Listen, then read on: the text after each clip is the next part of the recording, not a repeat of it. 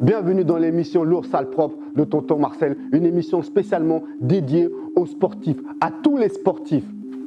Si tu es lourd, sale, propre en tant que sportif, tu peux venir devant la caméra de Tonton Marcel et je te jure, tu ne seras pas déçu. Et aujourd'hui, dans l'émission Lourd Sale Propre dédiée aux sportifs, aux grands sportifs de haut niveau, nous recevons un sportif qui s'appelle tout simplement Yannick, qui est prêt en boxe, en boxe, en boxe.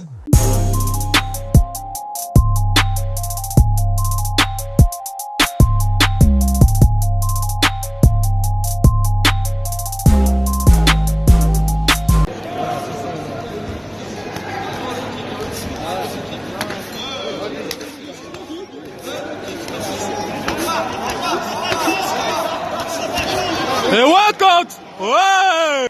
Bon, nous recevons l'artiste tout simplement. Pourquoi je me dis un artiste? Parce que dans son art, il exerce des trucs extraordinairement bien. L'homme qu'on appelle tout simplement Yannick. Yannick, comment vas-tu? Ça va et toi, tonton? Voilà, moi je veux présenter vraiment les vrais sportifs. Les vrais sportifs qu'on ne présente pas. Yannick, c'est un grand sportif aussi. Et quand je dis un grand sportif, on va apprendre à le connaître petit à petit. Yannick, comment tu vas un peu déjà? Ça va, ça va. Tout simplement une question assez simple. Comment tu as atterri un peu dans le sport et dans la boxe un peu? Ah bah ça, un peu comme tout le monde, hein, étant petit, on a commencé à faire un peu de foot, un peu touché à tout. Effectivement. Et puis par la suite, à un certain moment, moi j'ai commencé un peu à faire de la boxe. J'ai commencé par la boxe française. Ensuite, je me suis un peu dirigé vers la boxe thaï, puis un peu d'anglaise. Et finalement, en fait, il y a eu un déclic. Ça a été un bon ami à moi qui est champion aussi en boxe, qui s'appelle Jérémy Koulibaly, qui lui-même est énormément titré aussi et qui faisait du sanda. Donc j'ai commencé un peu à m'entraîner aussi avec eux dans son club. Et ça, c'est depuis quel âge à peu près, tout ça? Alors moi, j'ai commencé vraiment la boxe française, en tout cas il y a une dizaine d'années, facilement. Et le sanda, il y a exactement 5 ans. Le sanda, parce que c'est vrai qu'on parle beaucoup de boxe anglaise, boxe thaï, tout ça, mais le sanda, c'est quoi ça? C'est quel art martiaux ça en fait? Eh ben, le sanda, c'est de la boxe chinoise en fait. Ça sort avant du kung-fu, etc. Et en fait, c'est de la boxe chinoise, pied-point, saisie et projection. Donc on n'a pas les coudes ni les genoux comme en boxe thaï. Effectivement, je vais revenir un peu en arrière. C'est vrai que nous, étant petits, on nous parlait beaucoup à l'époque de karaté, de la boxe anglaise, du kung-fu, tout ça, tout. Et je trouve qu'aujourd'hui, ces arts que je viens de citer se perdent petit à petit maintenant vers la boxe thaï, vers le MMA. Mais toi, avant tout, tu es champion de boxe thaï, vraiment, c'est ça un peu, c'est cet art que tu exerces vraiment, quoi, non? Non, moi je suis plus expert en fait en sanda. Ouais. Donc j'ai un peu touché à tout, hein. Donc c'est vrai que j'entraîne aussi dans des salles de sport en pied-point, donc en boxe thaï et aussi en anglaise. Mais moi je suis plus expert en sanda. Donc les titres que j'ai pu avoir, ça a été en sanda. Ouais. Ah ouais. Et justement, on a vu que tu es parti un peu, comment ça s'appelle, faire des compétitions. Tu es champion de France, champion d'Île-de-France. Tu es parti en Belgique défendre ton titre dans des grands galas internationaux. Comment on se retrouve tout simplement là-bas alors un peu? On va dire un petit coup de chance, hein, et aussi surtout grâce au coach que j'ai. Donc j'ai un bon coach qui s'appelle Dominique qui est Orsay et lui qui trouve un peu les combats un peu partout, les galas pour nous. Donc il y a les championnats d'Île-de-France et les championnats de France en fait avant tout ça. Et puis lui nous fait avoir aussi quelques combats hors France. Hors France. Alors, avant de commencer un combat, quelle est la préparation mentale alors, s'il te plaît, Yannick? On aimerait bien savoir parce que c'est vrai que c'est pas facile quand même de se préparer psychologiquement à se manger des coups ou à se manger un petit KO. On se dit peut-être qu'on va pas se réveiller. Comment on se prépare psychologiquement justement, Yannick? Bah moi personnellement, je me prépare pas spécialement psychologiquement, tonton. Donc je me prépare surtout physiquement avec l'équipe, avec le coach et tout. Et la psychologie, ça vient directement en fait après, pendant tes sparring, pendant tes entraînements. Et en fait, c'est le mental. C'est ton mental. Faut tenir, faut avoir des entraînements durs pour que le combat lui-même soit beaucoup plus simple. Effectivement, comme tu dis, c'est le mental. Le mental, c'est vraiment primordial, ça, surtout. Ouais. C'est pour ne pas lâcher, en fait, pour ne pas avoir une baisse de morale un peu, non? Exactement, c'est exactement ça, comme tu dis.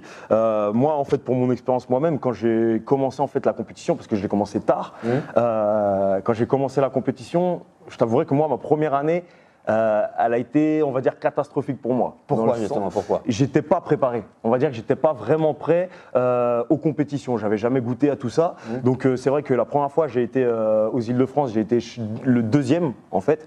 Et ensuite au championnat de France, suite à une blessure, il a fallu qu'on arrête la compétition. Ah bon? Ouais. Et je suis revenu l'année suivante, bien préparé.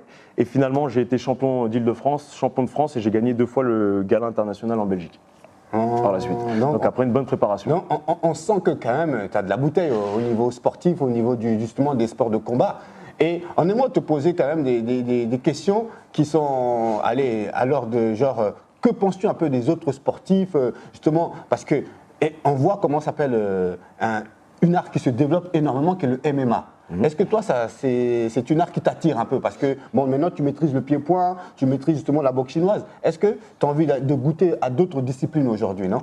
Bien sûr, bien sûr. En fait, un peu comme tout le monde, on aimerait bien tester toutes sortes de disciplines au niveau art martial.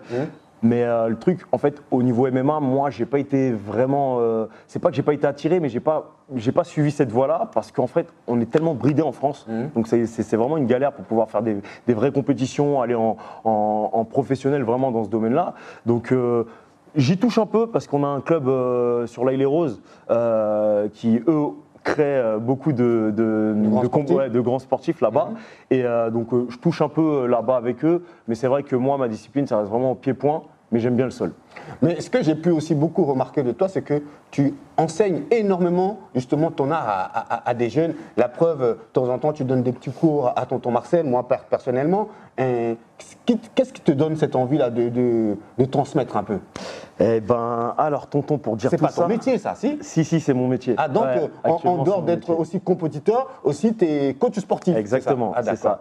Donc en fait, moi, le truc tout bête, c'est que j'ai toujours été sportif. Et en fait, avec le boulot que j'avais à côté, c'était impossible d'allier les deux. Donc à un moment, je me suis posé les bonnes questions. Si vraiment je continuais j'étais commercial, à être commercial plus faire mon sport à côté, ou pas. Donc j'ai tout arrêté. À 31 ans, je me suis dit j'arrête tout et j'ai passé mes diplômes. Donc j'ai commencé, je me suis retourné à l'école, j'ai passé mes diplômes et je suis actuellement coach sportif en salle et je finalise mes diplômes en boxe là actuellement. Donc, alors Yannick, il y a d'autres compétitions qui se préparent de ta part un peu, non? Exactement aussi, il y a d'autres compétitions, sauf que cette année, on va dire que on verra ça plutôt en fin d'année parce que je me suis blessé au début de saison, donc du coup, je ne peux pas commencer les compétitions qui commencent en janvier. Mais il y a certaines choses qui arrivent en fin d'année, quelques surprises. Quelques petites surprises. Il ne va pas nous en dire plus, mais c'est que si vous voulez connaître davantage, tout simplement, Yannick, il a ses réseaux sociaux, effectivement. Sinon, tu peux nous donner un peu tes réseaux sociaux, Yannick? Bien sûr, sur Instagram, on tape cox-K official et on va me trouver directement. Donc, il y a plein de vidéos, plein de trucs et puis voilà. Et ce que j'ai pu remarquer, justement, parce que tu sors un peu, comment ça s'appelle, des Ulysse. Et des Ulysse, on a vu Patrice Evra, le grand footballeur de l'équipe de France. On a vu Martial, le grand footballeur de l'équipe de France. On a vu tout simplement et Cynic, le grand rappeur. Et ça se trouve, il y a eu aussi Thierry Henry.